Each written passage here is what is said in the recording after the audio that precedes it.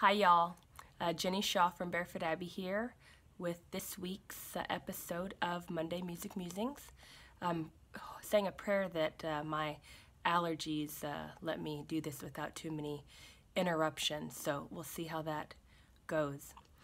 But if you don't know me already, you might know of our video hymn study, Singing with the Saints, or our podcast, the Baby Proof Your Homeschool podcast, or Liturgical Listenings, which is words from the saints to help you live out the liturgical year. So this week we're going to continue our series on hymns and how we can effectively put them into place in our homes. And things really just to help our singing technique if we have never practiced that or thought about that. And today's title might seem a little odd, but it's something that can really change and better your singing technique if it is put into place. And, I talked about, how smelling a rose can help your resonance. And resonance is what I really want to talk about today. And what resonance is that is how we can amplify our voice and use our own vocal tract to do so. So we have talked about in previous weeks, how we need the breath, and that's basically starting at the bottom of the track with the diaphragm and lungs and our breath. So that's the fuel and what's gonna, keep our notes sustained. And then we moved on and we talked about vowels and basically how we're forming the sound in our mouth. And, that's the next step up.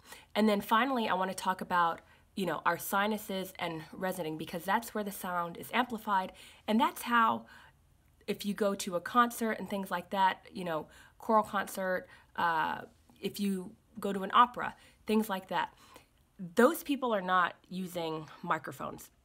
All that sound is being projected from their own body, from their own voice, and they're doing that through resonance. So we use our sinuses to help resonate that. We've got the throat, we've got the nasal passages, and then we've also got, or the nasal passage there, and then we've also got the sinuses. And what we want to do is we want to activate those. We want to open those, because the more they're open, the more the sound can have greater volume without causing damage or fatigue to your vocal cords. And then when we get into that, that's when you have, vocal nodules, vocal nodes, basically blisters on your vocal cords. And I believe Julie Andrew had that a few years ago. And when those are removed, or when they scar, that can really affect the way that you sing and, that level.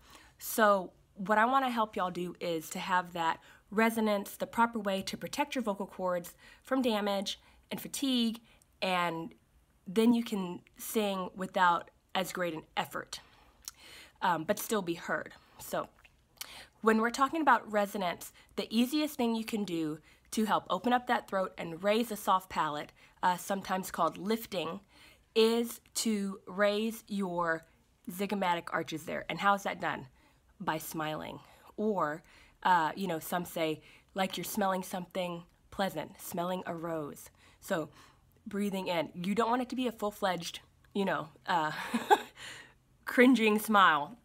It's about a half smile, because when you're singing, you're still going to have to form the sounds and the vowels and everything. So you don't want to have a distorted mouth for that.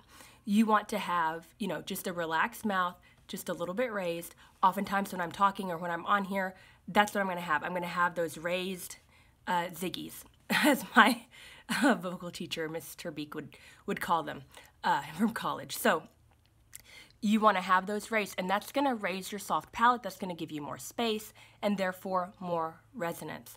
Another another term it's called is singing in the mask. So the mask, you can consider your sinuses as the mask, and you want to feel that, the vibrations basically throughout all of that, your upper lip, things like that, and that will tell you that you have engaged that resonance if you are not familiar with that feeling or familiar with, how that sounds.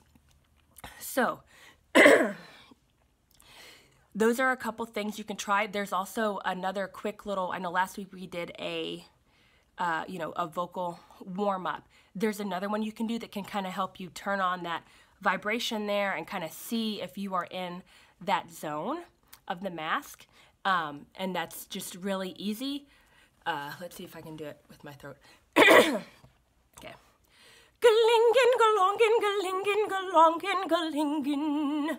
So with that ing, that's really gonna get you, feeling all of those vibrations there. And if you feel them throughout the sinuses, you know that you have then engaged that resonance. So this is just, again, to help you not get vocal fatigue or damage your vocal cords once you start that regular practice of singing hymns.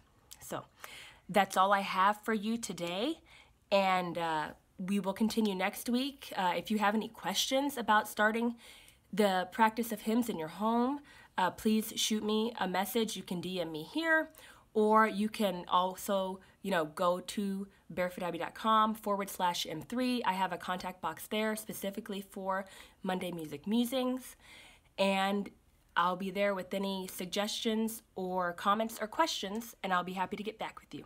So until next week, just keep making a joyful noise.